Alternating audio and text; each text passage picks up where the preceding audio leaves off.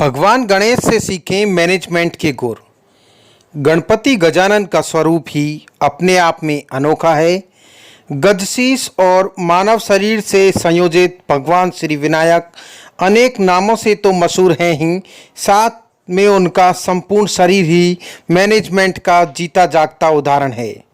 इन्हें विघ्न विनाशक, विघ्नहर्ता भी कहा जाता है। यही वजह है कि इन्हें मैनेजमेंट गुरु भी माना जाता है।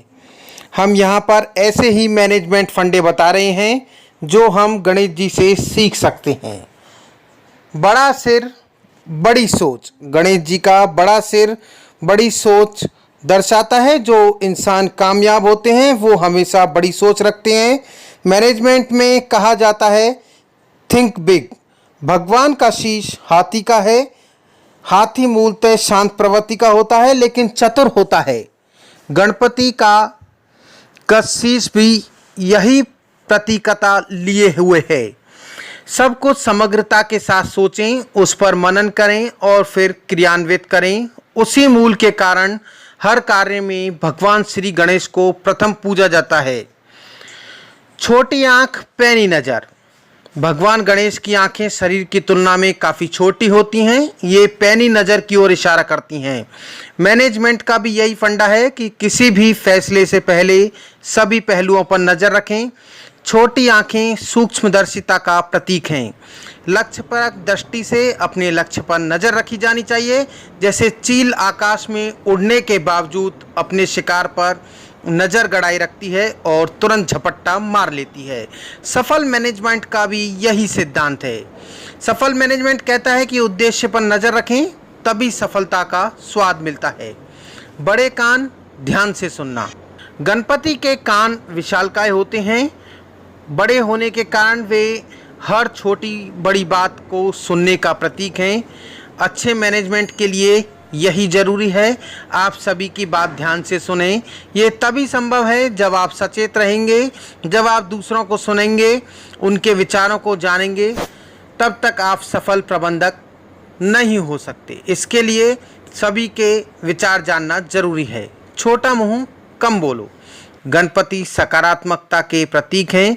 संस्थान में यदि आप सकारात्मक रहेंगे तो भगवान श्री गणेश की भांति लोकप्रिय तो रहेंगे ही, साथ ही एक सफल प्रबंधन भी करने में समर्थ होंगे। एक अच्छा और सफल प्रबंधक वह होता है जो भली भांति अपने लक्ष्य को प्राप्त कर लेता है। भगवान गणेश का छोटा मुंह यह बताता है बात सोच समझ कर बोलें। इंसान को फालतू नहीं बोलना चाहिए। बड़ी नाक, हालात भांपना। सूंड यानी सूंघने की क्षमता, अर्थात हर जगह सजग रहना, हर अच्छी और बुरी चीज़ को पहचानना। आपकी सफलता काफ़ी हद तक इस बात पर निर्भर करती है कि आपकी ग्रहण शक्ति और पहचानने की क्षमता अच्छी हो। गणपति की सूंड भी यही सिखाती है। आने वाले हालात को भांपना ही मैनेजमेंट का सबसे बड़ा गुण माना जाता है। एक दंत एक लक्ष्य। भगवान गणेश से यह भी सीखना चाहिए कि किस तरीके से मैनेजमेंट बैलेंस बनाकर चलें। गणपति की नाक के पास होगा एक दांत, जिसके कारण वे एक दंत कहे जाते हैं। वह इस बात का द्योतक है कि मंजिल पर नज़र ही एकमात्र लक्ष्य है। नाक की सीध में लक्ष्य पर निगाह, टारगेट ओरिएंटेड होनी चाहिए। एक सूत्री कार्यक्रम होना चाहिए। यही मैनेजमेंट का भी फंडा है। टारगेट पर निगाह रखें। भगवान के छोटे पैर बैलेंस का प्रतीक हैं। इससे मैनेजमेंट को संतुलन कैसे बनाना है इसका ध्यान रखना चाहिए। बड़ा पेट बातें पचाना। भगवान गणेश को लंबोदर भी कहा जाता है। कहते हैं कि किसी भी बात को पचाने के लिए पेट बड़ा होना चाहिए।